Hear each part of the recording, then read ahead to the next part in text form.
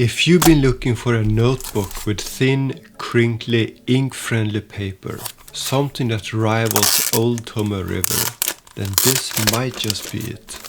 The notebook is called Edit by Marks. If that doesn't ring a bell, it's probably because Marks stayed mostly inside Japan until recently.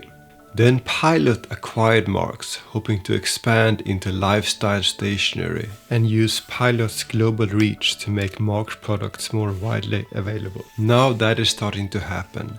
This notebook, the latest release from Marks, is finally available in other markets. So what's the big deal? Well, the paper called Neo Agenda is surprisingly good. Let me show you. I've got 3 gorgeous inks from Kobayashi, the king of shading inks here. I'm also using Ishimaru's popular brown-grey Gunkanjima ink, and for good measure a more standard blue-black ink.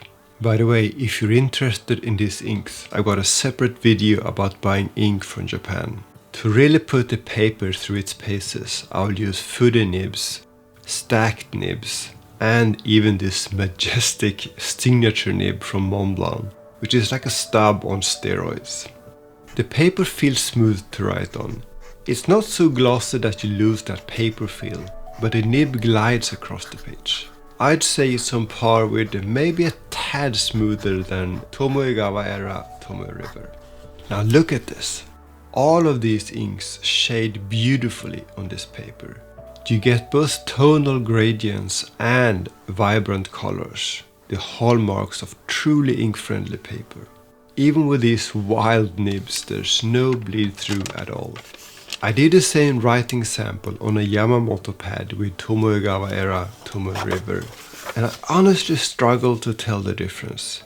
Edges look just a little bit smoother on old Tomoe River, but unless you're inspecting your handwriting with a loupe, you probably won't notice that difference.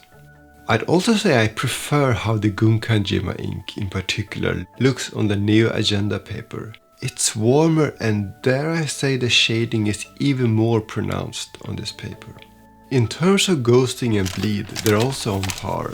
The heavy ink swatches are clearly visible on the backside, as you'd expect with paper this thin, and there's a fair amount of show through.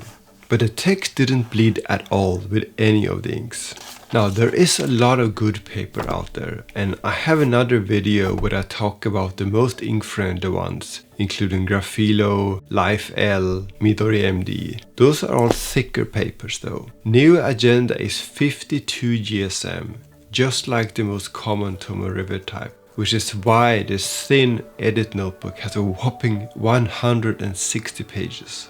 The paper also has some of that crinkliness that some people love. The notebook has a soft cardstock cover, a yellow binding tape, and overall a minimalistic design. The binding is glue-based and it lays flat-ish. It comes in A4, A5 and A6, blank, lined and graph. I've got this A5 graph one from my local Marzen for I think it was 990 yen. I see that both JetPens and Yoseka sell these notebooks now. There are probably others too. In the US, prices seem to range from about $8 to $20 depending on size. I've been using this older, thicker edit notebook for a while, and I grew to really enjoy the paper. I didn't mention it in my Tomoe River Alternatives video because this notebook wasn't available outside Japan at the time. Now it is, and I can't wait to hear what people think. I know many have been looking for a Tomoe River alternative given how unreliable the paper has been lately. And I think this might just be it. If you enjoyed this video, please consider subscribing and giving it a thumbs up. Thanks for watching.